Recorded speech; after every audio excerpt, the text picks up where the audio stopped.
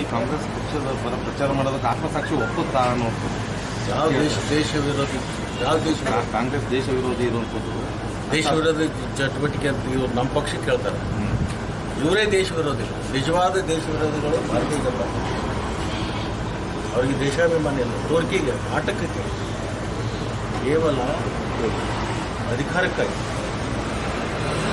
ದೇಶದಲ್ಲಿರ್ತಕ್ಕಂಥ ಎಲ್ಲರೂ ಕೂಡ ಸಂವಿಧಾನದಲ್ಲಿ ಪ್ರೀತಿ ವಿಶ್ವಾಸದಿಂದ ಕಾಣಬೇಕಾಗಿದ್ದು ಪ್ರತಿಯೊಬ್ಬರಿಗೂ ಹಕ್ಕಿದೆ. ಇವರು ಜಾತಿ ಭೇದಗಳನ್ನು ಮಾಡ್ತಕ್ಕಂಥದ್ದು ಇವರು ನಿಜವಾದ ಭಾರತದ ಸಂವಿಧಾನ ವಿರೋಧಿಗಳು. ಈಗ ಅವ್ರು ಹೇಳ್ತಾ ಇದ್ದಾರಲ್ಲ, 400 ಸೀಟ್ ಕೊಟ್ಟರೆ ಸಂವಿಧಾನನ ಬದಲಾವಣೆ ಮಾಡ್ತೀವಿ ಅಂತ ಹೇಳ್ತಾ ಇದ್ದಾರಲ್ಲ. ಇವರು ಯಾರು ವಿರೋಧಿ? ದೇಶ ವಿರೋಧಿ ಯಾರು? ಕಾಂಗ್ರೆಸ್ ಏನ BJPನ? ಇವ್ರು ಹೇಳಿದ ಸುಳ್ಳ. 400 ಸೀಟ್ಗಳನ್ನು ಆಯ್ಕೆ ಮಾಡಿಕೊಡಿ, ಈ ದೇಶದ ಸಂವಿಧಾನವನ್ನು ನಾವು ಬದಲಿಸ್ತೀವಿ ಅಂತ ಹೇಳ್ತಾ ಇದ್ದಾರಲ್ಲ. ಅವ್ರ ಪಕ್ಷದ ಅನೇಕರು ಹೇಳಿದಾರಲ್ಲ, ಈಗೂ ಹೇಳ್ತಾ ಇದ್ದಾರೆ, ಇನ್ನೂ ಮುಂದೆ ಹೇಳ್ತಾ ಇದ್ದಾರೆ. ಅದಕ್ಕೋಸ್ಕರನೇ ಅವ್ರು ಬೇಡಿಕೆ ಇಟ್ಟಿದ್ದಾರೆ ಜನರ ಮುಂದೆ. ಈ ಬಾರಿ 400 ಕ್ರಾಸ್ ಮಾಡಿಕೊಡಿ ಅಂದರೆ ಅವ್ರ ಇಚ್ಛಾ ಇದೆ. ದೇಶದ ಸಂವಿಧಾನವನ್ನು ಬದಲಾವಣೆ ಮಾಡ್ತಕ್ಕಂಥ ಏನು ಇಚ್ಛಾ ಹೊಂದಿದ್ದಾರೆ, ಆ ಇಚ್ಛಾ ಪೂರ್ಣ ಮಾಡೋದು 400 ಕೇಳ್ತಾ ಇದ್ದಾರೆ.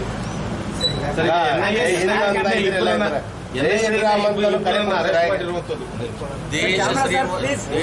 ಶ್ರೀರಾಮ ಭಾರತ್ ಮಾತಕ್ಕೇನೂ ಕೊಡ್ತೀನಿ. ನನ್ನ ಹೆಸರೇ ರಾಮನ ತಮ್ಮ ಲಕ್ಷ್ಮಣ ಇರುವಾಗ ಜಯರಾಮ ಅಂತ ಹೇಳಿಕ್ ನನಗೆ ನಾವು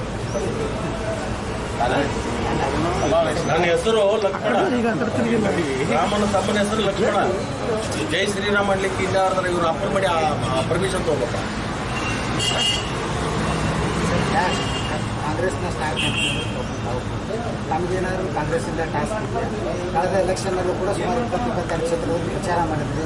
ಅದರ ನಿರೀಕ್ಷಿತ ಯಶಸ್ಸು ಕೂಡ ಸಿಗ್ತೀವಿ ಪಾರ್ಟಿಗೆ. ನೋಡಿ, ಸ್ಟಾರ್ ಕ್ಯಾಂಪೇನ್ ಅಂತ ಎಲ್ಲೆಲ್ಲಿ ನಮ್ಮಲ್ಲಿ ಎಲ್ಲೆಲ್ಲಿ ನಮ್ಮ ಮಾತಿಗೆ ಮನ್ನಣೆ ಸಿಗುತ್ತೆ ಆ ಎಲ್ಲ ಕ್ಷೇತ್ರ ಬೀದರ್,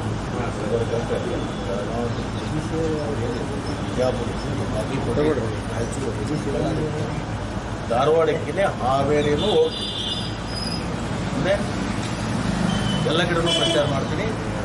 ನಮ್ಮ ಪಕ್ಷದ ವರಿಷ್ಠರು ತೀರ್ಮಾನ ತಗೊಂಡಿದ್ದಾರೆ, 20ಕ್ಕಾದ್ರೂ ನಾವು ಮುಟ್ಟಬೇಕು ಅಂತೇಳಿ. 20ಕ್ಕೆ ನಾವು ಮುಟ್ಟಲಿಕ್ಕೆ ನಮ್ಮ ಎಲ್ಲ ಪ್ರಯತ್ನ ಆಗ್ತದೆ. ಒಕ್ಕಟ್ಟಿನಿಂದ ಒಂದಾಗಿ ನಾವು ಕೆಲಸ ಮಾಡಿ 20 ಸೀಟನ್ನು ನಾವು ಗೆಲ್ಲಿಸ್ತೇವೆ ಅಂತ